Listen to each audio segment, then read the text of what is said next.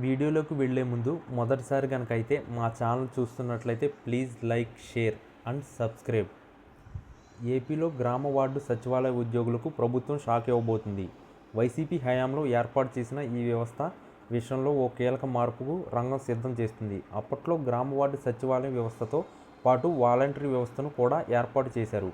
గత ఏడాది కూటమి సర్కార్ అధికారంలోకి రాగానే వాలంటరీ వ్యవస్థను అధికారికంగానే ఎత్తేశారు. ఇప్పుడు సచివాలయ ఉద్యోగుల విషయంలో మరో నిర్ణయం దిశగా పావులు కదుపుతున్నారు. గతంలో వాలంటీర్లు సంక్షేమ పథకాలను లబ్ధిదారులకు ఇంటింటికి వెళ్ళి అందించేవారు. అలాగే కొత్తగా ఏ పథకాలకు దరఖాస్తు చేసుకోవాలన్నా, ఏదైనా కారణాలతో రాకపోయినా దాన్ని ఫాలో అప్ చేయాలన్న వారే చేసేవారు. దీంతో ఎమ్మెల్యేలకు సైతం వీటి విషయంలో జోక్యం చేసుకోవాల్సిన అవసరం లేకుండా పోయింది.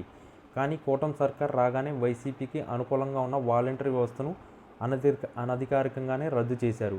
అలాగే వీరు పంపిణీ చేసిన పెన్షన్లను సచివాలయ ఉద్యోగులతో పంపిణీ చేయిస్తున్నారు. అలాగే గతంలో వాలంటీర్లు చేసిన పలు పనుల్ని సచివాలయ ఉద్యోగులకు అప్పగిస్తూనే ఉన్నారు. అయితే ఇదంతా అనధికారికంగానే సాగుతుంది. తమ విధుల్లో భాగం కాని వాలంటీర్ల విధుల్ని తమకు అప్పజెప్పడంపై సచివాలయ ఉద్యోగులు అసంతృప్తి వ్యక్తం చేస్తున్నారు. ఈ నేపథ్యంలో వీరు కోర్టును ఆశ్రయించేందుకు సైతం సిద్ధమవుతున్నారు. దీంతో ప్రభుత్వం అలర్ట్ అయింది. గతంలో వాలంటీర్లు నిర్వహించిన పలు విధుల్ని ఇకపై సచివాలయ ఉద్యోగులకు అధికారికంగానే అప్పగించేందుకు సిద్ధమవుతుంది. ఈ మేరకు రాష్ట్ర సచివాలయంలో ఫైళ్లు కదులుతున్నట్లు తెలుస్తుంది. ప్రభుత్వ అధికారిక వాలంటీర్ల విధుల్ని సచివాలయ ఉద్యోగులే నిర్వహించాలని ఇప్పుడు జీవో జారీ చేస్తూ వారు కోర్టులను ఆశ్రయించే అవకాశం ఉండదు.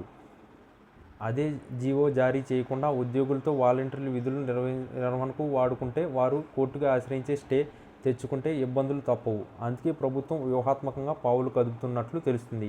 అదే జరిగితే ఇప్పటికే నిరసనకు దిగుతున్న సచివాలయ ఉద్యోగులు బగ్గుమనే అవకాశం ఉంది.